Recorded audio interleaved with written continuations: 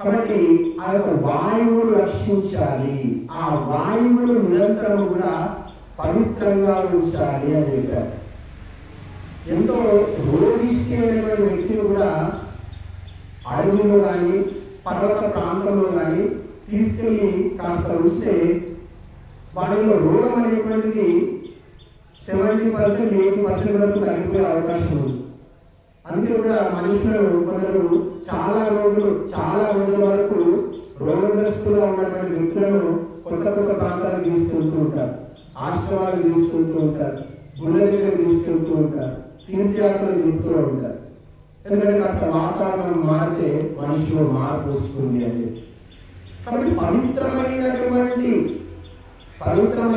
గాలి, పవిత్రమైనటువంటి వాతావరణంలోనే మనిషి యొక్క జీవితం అనేటువంటిది ఆధారపడి ఉంది అని చెప్పారు. కాబట్టి ఆ యొక్క పవిత్రమైనటువంటి ప్రాణశక్తిని రక్షించడానికి మన ఋషులు ఈ యొక్క యజ్ఞాన్ని కనిపెట్టడం జరిగింది. కాబట్టి యజ్ఞం వల్ల ప్రాణవాయువు ఉత్పన్నం అవుతుంది. ఈ యొక్క యజ్ఞశాల నుంచి ఏం ఉత్పన్నం చేస్తున్నామో అంతా కూడా ప్రాణాలను నిలబెట్టేటువంటి పని చేస్తున్నాం.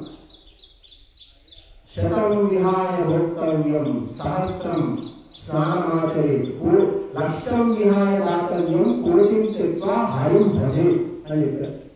అంటే నువ్వు 100 పనులు వదిలిపెట్టుకో, స్నానం చేయి, 1000 పనులు వదిలిపెట్టుకొని భోజనం చేయి, 1,00,000 పనులు వదిలిపెట్టుకొని దానం చేయి, 1,00,00,000 పనులు వదిలిపెట్టుకున్నా కానీ వదిలిపెట్టేసుకొని ఆ యొక్క భగవంతుడి యొక్క భజన చేయి, భగవంతుని ఆరాధించు అని చెప్పారు. ఇక్కడ మనంతా కూడా భగవంతుని ఆరాధిస్తున్నాం, భగవంతుని యొక్క శాసనాన్ని మనం పాటిస్తున్నాం. భగవంతుడు అందరినీ కూడా ప్రాణాలను సృష్టించాడు, వాటికి ప్రాణాలను వేసి ఆ భగవంతుడే. ఆ ప్రాణాలను కాపాడేటువంటి బాధ్యత మనకు కూడా ఉంది. ఎందుకంటే ఈ సృష్టిని చేసి ఆ భగవంతుడు, కానీ ఈ సృష్టిని మలినం చేస్తున్నది మనిషి. మనిషి నుంచే మలం ఉత్పన్నం అవుతుంది, మనిషి నుంచే రకరకాల దుర్గంధం అనేటువంటి ఉత్పన్నం అవుతుంది, మనిషే దుర్గంధాన్ని ఉత్పన్నం చేస్తున్నాడు. ఇక్కడ జంతువులు, ప్రాణులు, పక్షులు ఏవి కూడా ఈ ప్రపంచంలో దుర్గంధాన్ని ఉత్పన్నం చేయట్లేదు. ఈరోజు ప్రపంచం అంతా కూడా నాశనం అవుతుంది, ప్రపంచం అంతా కూడా కాలుష్యానికి కారణం అవుతుందంటే దానికి ఒక గాడిదలో, పందో, ఆవు, కుక్కలో, సింహమో కాదు, మనిషే కారణం.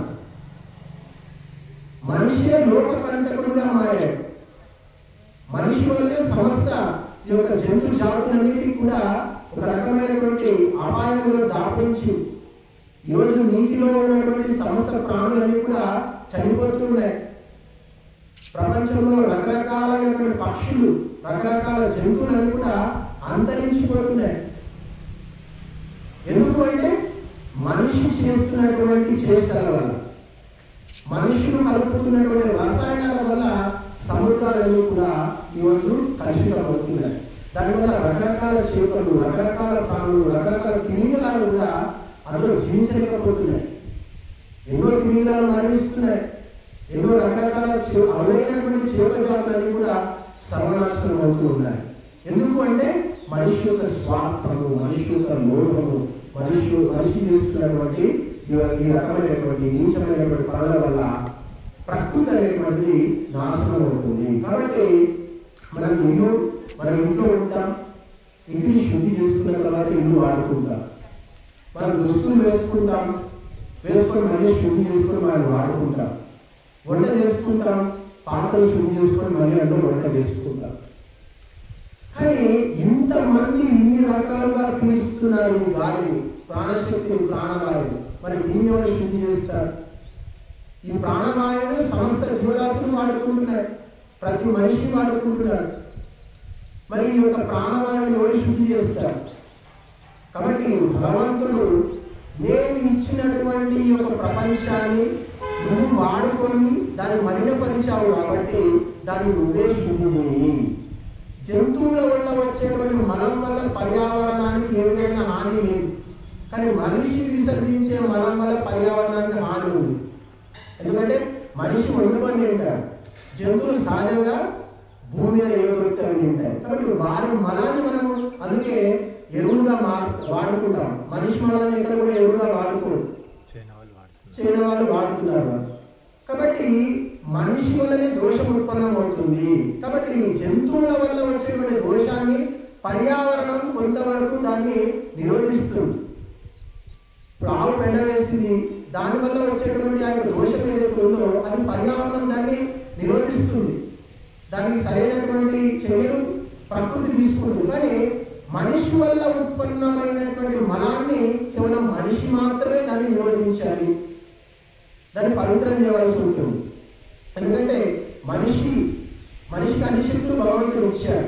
చేతులు ఇచ్చాడు, కాళ్ళు ఇచ్చాడు, ఆలోచించే శక్తులు ఇచ్చాడు, యంత్రాలు ఉత్పన్నం చేస్తున్నాడు, చేతులు ఉన్నాయి.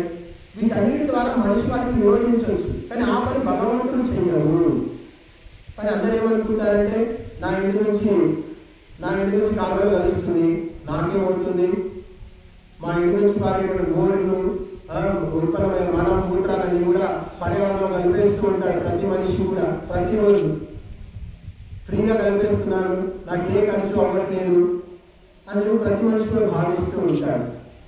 కానీ ఆ ఏ గృహం నుంచి గృహస్థులు తిని తాగి మల విసర్జన చేసి సమాజంలో వదులుతారో ఆ గృహస్థులంతా కూడా రోగగ్రస్తులు అవుతారు, రోగము ద్వారా పీడితులు అవుతారు అని చెప్పారు. అందుకే ప్రతి గృహస్థులు కూడా నిత్యము హవనం చేయాలి, నిత్యము చేయాలి. తద్వారా తన గృహం నుంచి ఉత్పన్నమైనటువంటి మలమూత్రాలను అతడు శుద్ధి చేసిన వాడు అవుతాడు. పర్యావరణానికి అతడు కలిగించినటువంటి హానికి ప్రతిగా అగ్నిహోత్రము ద్వారా పర్యావరణానికి అతడు ఉపకారం చేసినటువంటి వాడు అవుతాడు. అందుకే గృహస్థునికి విధిగా ఈ యొక్క అగ్నిహోత్రాన్ని చెప్పడం జరిగింది. ప్రతి మనిషి కూడా ఉదయం సాయంత్రం కూడా 2 పూటలా కూడా అగ్నిహోత్రం చేయాలి. ఋషులు మునులు ఏం చేశారు? కూర్చొని అగ్నిహోత్రం చేశారు, అగ్నిహోత్రం చేశారు, చేయించారు. సత్రాలుగా నడిచాయి ఋషుల మునుల కాలంలో. రాముడు ఏం చేశాడు చెప్పండి? విశ్వామిత్రుడు అగ్నిహోత్రం చేస్తుంటే రాక్షసులు వచ్చి దాన్ని అడ్డుకున్నారు. రాముడు ఏం చేశాడు? బాణము విల్లు పట్టుకొని ఆ అగ్నికి ఆ యొక్క అగ్నిహోత్రాన్ని కాపాడేస్తాడు. నాకు రాజ్యం పరిపాలించుకోవాలి, నాకు పనుందని చెప్పొచ్చు కదా రాముడు. అంత పెద్ద రాజకార్యాన్ని వదిలిపెట్టుకొని ఆ యొక్క అగ్నిహోత్రాన్ని రక్షించవలసినటువంటి అవసరం ఏముంది? కోటి తెత్వా హరింపదే అంటే ఎన్ని పనులున్నా సరే దైవ కార్యం అనేటువంటిది ముఖ్యము. అన్ని పనుల కన్నా కూడా మనము అన్ని పనులు వదిలిపెట్టేసుకోవాలి. సమస్తమైనటువంటి గృహ కార్యాలు, వ్యక్తిగతమైన, పారివారికమైన, సామాజికమైన అన్ని కార్యాలను వదిలిపెట్టుకొని మొట్టమొదటగా మనము ప్రాథమికత ఇవ్వవలసినటువంటి కార్యము ఈ యొక్క అగ్నిహోత్రము అని చెప్పారు. కాబట్టి అగ్నిహోత్రంలో ఎంతో సూక్ష్మత్వం ఉంది. అగ్నిహోత్రం చేయని వాళ్ళు బతుకుతున్నారు, చేసిన వాళ్ళు బతుకుతున్నారు. చేయని వాళ్ళు ఏ విధంగా బతుకుతున్నారు, చేసిన వాళ్ళు ఏ విధంగా బతుకుతున్నారు అంటే అగ్నిహోత్రం చేయనటువంటి జాతి అంతా కూడా రోగగ్రస్తం అయిపోయింది.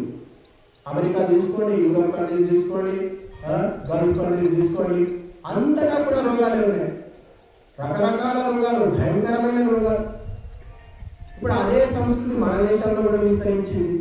ఎప్పటి వరకైతే ఇక మన దేశంలో అగ్నిహోత్రం చేసేవారు ప్రతి గృహస్థంలో ఏ గృహస్థులు కూడా ఏ రోగము రొచ్చు లేకుండా 100 సంవత్సరాలు ఆరోగ్యాలతో జీవించేటువంటి వారు. రోగము అంటే పాపము అని చెప్పారు. మన పూర్వీకులు ఆరోగ్యాన్ని ఎందుకు రక్షించుకునేవారు? ఏమవసరము అంటే ఆరోగ్యం, ధర్మార్థ కామమోక్షానం, ఆరోగ్యం మూలమూర్తం అని చెప్పారు. ధర్మాన్ని, అర్థాన్ని, కామాన్ని, మోక్షాన్ని, ఈ యొక్క చతుర్విధ పురుషార్థాలు అంటారు. ఈ పురుషుని యొక్క లక్ష్యము ఈ 4ని సంపాదించడం. ఈ 4ని సంపాదించాలి అంటే మనిషికి ఆరోగ్యం మూలమూర్తము. ఆరోగ్యమైనటువంటిది దానికి బేస్ అని చెప్పారు, పునాది. అందుకే మన పూర్వీకులంతా కూడా ఆరోగ్యాన్ని రక్షించుకునేటువంటి వారు. ఋషులు మునులు అంతా కూడా ఆరోగ్య సూత్రాలు ప్రచారం చేసేటువంటి వారు. మోక్షాన్ని పొందేటువంటి సాధన చేయమని చెప్పేవారు. కాబట్టి మోక్షానికి ఈ శరీరం అవసరం, ధర్మానికి ఈ శరీరం అవసరం. కాబట్టి ఆ యొక్క శరీరాన్ని రక్షించాలి నిరంతరము అంటే మనము ఆయుర్వేదంలో చెప్పినటువంటి నియమాలు పాటించాలి, దైవ కార్యాలు చేయాలి, దానం ధర్మం చేయాలి, యజ్ఞాలు చేయాలి, తపస్సు చేయాలి. ఇలాంటివన్నీ చేసినప్పుడు మన జీవితంలో ఆరోగ్యానికి ఏ విధమైనటువంటి ఆటంకం అనేటువంటిది కలగదు. అటు బుద్ధిలో జ్ఞానం ఉంటుంది, ఒంట్లో ఆరోగ్యం ఉంటుంది. ఇక మనిషికి కావాల్సింది ఏముంది? మనిషికి ఒక్క రోగం వస్తే చాలు, మనిషి యొక్క సుఖమంతా కూడా సర్వనాశనం అవుతుంది. గుర్తుపెట్టుకోండి, రోగం అంటేనే సుఖం యొక్క నాశనము. రోగం లేని వాళ్ళు అన్ని తింటుంటారు, అన్ని తింటూ ఉంటారు, అన్ని ఎంజాయ్ చేస్తూ ఉంటారు, ఆనందంగా ఉంటారు. ఒక్కసారి రోగం వస్తే ఇది తినదు, అది తినదు, ఇది పడదు, అది పడదు అని చెప్పి ఎవరైనా తిన్నారనుకోండి, వారి జీవితం అనేటువంటిది తీసుకెళ్ళి వాళ్ళని ఆ యొక్క హాస్పిటల్లో వేయాల్సి ఉంటుంది. కాబట్టి మనమంతా కూడా మన ఆరోగ్యాన్ని రక్షించుకోవాలి, మన ఇంటిని రక్షించుకోవాలి, మన ఒంటిని రక్షించుకోవాలి. ఈ విధంగా అన్నిటిని రక్షించుకుంటూ మన జీవితం అనేటువంటిది ముందుకు సాగాలి. ఎవడు ఈ భూమి మీద ఆయురారోగ్యాలతో అష్టైశ్వర్యాలతో ఆనందంగా జీవిస్తాడు అంటే స్వార్థాన్ని వదులుకున్నటువంటి వ్యక్తి అని చెప్పారు. ఎవరిలో స్వార్థం ఉంటుందో, ఎవరిలో స్వార్థం ఎంత తక్కువగా ఉంటుందో వాడంతా ఆనందంగా బతుకుతాడండి. ఎవరిలో స్వార్థం ఎక్కువగా ఉంటుందో వాడంతా ఎక్కువగా ఆపదలకు లోనవుతాడని చెప్పారు. కాబట్టి ఈ యజ్ఞంలో ఏం భస్మం చేస్తున్నాం? మనకు కనిపిస్తుంది, మీకు అందరికి ఏం కనిపిస్తుంది? ఇక్కడ ఏదో నెయ్యి వేశారు, ఇక్కడ సమిధలు వేశారు, సామాగ్రి వేశారు, ఇవన్నీ కూడా బూడిదైపోతున్నాయి అని చెప్పి అందరూ అనుకుంటున్నారు. భౌతికంగా యజ్ఞంలో ఇవన్నీ బూడిదవుతున్నాయి, కానీ మానసికంగా మన మనస్సులో ఏం బూడిదవుతుంది అంటే మన స్వార్థం అనేటువంటి బూడిదవుతుంది. నిరంతరం మనలోని స్వార్థాన్ని బూడిద చేసినప్పుడు ఈ జీవాత్మ పరమాత్మతో సాయుధ్యం పొందుతుంది. జీవాత్మ యొక్క స్థాయి పరమాత్మను చేరుకునేటువంటి స్థాయికి వస్తుంది, జీవాత్మ స్థాయి పెరుగుతుంది అని చెప్పారు. కాబట్టి పరమాత్మ అనేటువంటి వాడు ఈ యొక్క భూమండలం మీద అందరికీ స్వామి, అందరికంటే గొప్పవాడు. జీవాత్మ అల్పుడు, శక్తిహీనుడు, పరమాత్మంత శక్తి సంపన్నుడు కావు. కాబట్టి ఈ యొక్క అల్పుడు ఎప్పుడైతే ఆ యొక్క అధికుడైనటువంటి భగవంతునితో సాయుధ్యం సంబంధాన్ని పొందుతాడో అప్పుడు వీని బాధలన్నీ కూడా తొలగిపోయేటువంటి అవకాశం ఉంది. కాబట్టి ఈ యొక్క అగ్నిహోత్రం ఏదైతే కార్యం ఉందో అది మనిషికి భగవంతునికి మధ్య సాయుధ్యాన్ని, సంబంధాన్ని ఏర్పరుస్తుంది. అప్పుడు ఆ యొక్క సమస్త జ్ఞానానికి కేంద్రమైనటువంటి ఆ యొక్క భగవంతుని నుంచి ఈ యొక్క ప్రాపంచిక జ్ఞానము, భౌతిక జ్ఞానము, ఆధ్యాత్మిక జ్ఞానము, ఈ జ్ఞానాలన్నిటికీ కూడా కేంద్రం ఆ భగవంతుడు అని చెప్పారు. ఎప్పుడైతే భగవంతునితో నువ్వు పుణ్యాత్మునివై నీలో స్వార్థం అనేది నశిస్తుందో అప్పుడు భగవంతుడు నీలో ఆ యొక్క జ్ఞానాన్ని ప్రకాశింపజేస్తాడు. ప్రపంచాన్ని అంతా కూడా నీలో చూపిస్తాడు.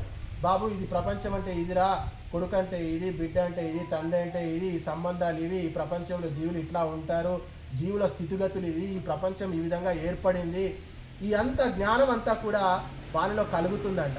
అప్పుడు వానిలో ఉన్నటువంటి సంశయాలన్నీ కూడా ఛేదించబడి వాడు అప్పుడు మోక్షానికి అర్హత సాధిస్తాడు. కాబట్టి అగ్నిహోత్రం అనేటువంటిది భౌతికమైనటువంటి సుఖాన్ని ఇస్తుంది, శారీరకమైనటువంటి ఆరోగ్యాన్ని ఇస్తుంది, మానసికమైనటువంటి బలాన్ని ఇస్తుంది, ఆత్మోన్నతిని కూడా కలిగిస్తుంది. కాబట్టి ఇటువంటి గొప్ప యజ్ఞకార్యాన్ని ప్రతి గృహస్థుడు ప్రతి ఇంట్లో ప్రతి నిత్యం కూడా ఏ రోజైతే చేస్తారో అప్పుడు ఈ భూమి మీద ఏ మనిషి కూడా బాధపడుతూ చూసేటువంటి అవకాశం మనకు ఉండదు అని చెప్పారు. అప్పుడు ఈ యొక్క భూమి అంతా కూడా స్వర్గంగా మారిపోతుందంట.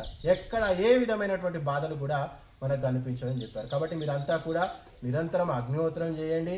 ఎక్కడెక్కడైతే అగ్నిహోత్రం చేస్తారో వారికి సహకరించండి. పిలిచినా పిలవకుండా అక్కడికి వెళ్ళండి. మీకు దోచినటువంటి సేవా సహకారాలతో ఆ యొక్క అగ్నికి సేవ చేస్తూ మిమ్మల్ని మీరు తరించుకోండి. ధన్యవాదాలు.